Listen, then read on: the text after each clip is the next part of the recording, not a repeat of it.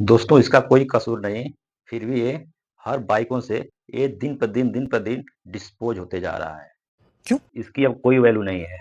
अब ये कबाड़ में जाएगा। वाह क्या सीन है। क्यों? अब समझ लीजिए, E20 पेट्रोल के अभाव में चीनी का रेट 45 रुपया से 70 रुपया तक पहुंच गया।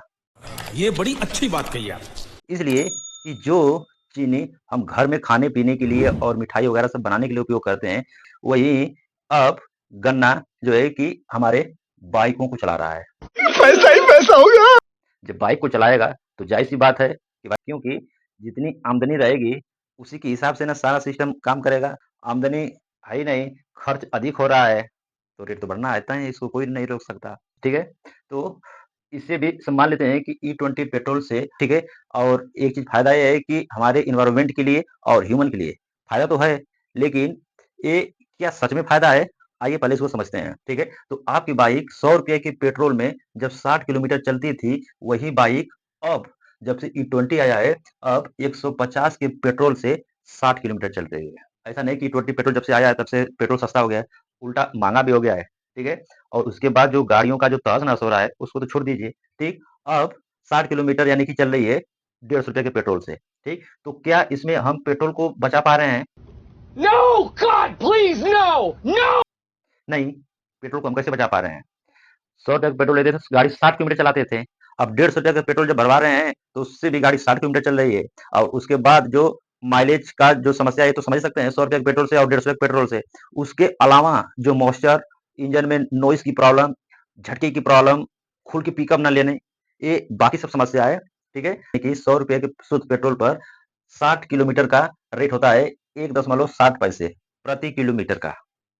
ठीक है, तो अब E20 पेट्रोल से 150 रुपये का जब हम पेट्रोल भरवा रहे हैं तो उससे हमारी गाड़ी 60 किलोमीटर चल रही है, तो उस हिसाब से प्रति किलोमीटर का रेट 2 रुपये 50 पैसे हो रहा है। तो इससे तो पेट्रोल जो है हमारा और अधिक खर्च हो रहा है। E20 डालने से फर्क क्या हुआ? कोई फायदा नहीं। जब कंपनी एक कार्बोरेटर लगा के दी थी तो उस समय एक इसमें क्या नुकसान, बाद में रिसर्च करने के बाद पता चला कि ये कार्बोरेटर ये डायरेक्ट हमारी टंकी से इसमें पेट्रोल आता है और यहाँ से इंजन में जाके डिस्चार्ज होके ब्लास्ट होता है। ठीक है, तो प्रेशर से अगर पानी भर भर दिए और देखेंगे कि अगर उसमें सुराख नहीं रहेगा तो वहां से जो भरा हुआ पानी है वो नीचे नहीं आएगा डब्बे से। ठीक है, तो इसमें एक यहाँ से एयर होल दिया है कंपनी ने, यहाँ से देख सकते हैं। यहाँ से इनलेट यानी पेट्रोल खींचेगा और इस कटोरी में आके जमा रहेगा। और जब यहाँ से खींचेगा तो उसके लिए एयर की भी तो आवश्यकता पड़ेगी। हवा, बिना हवा के तो खींच नहीं पाएगा।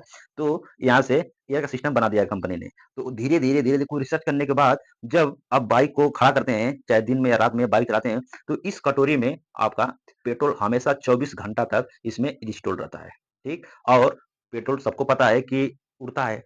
ठीक है, तो यहाँ से जब एयर वाले सिस्टम से जो पेट्रोल उड़ रहा था तो उससे माइलेज में भी दिक्कत होती थी। अभी 24 घंटा में कम से कम आपका 20 ml से 30 ml पेट्रोल यहाँ से तो उड़ना तय था।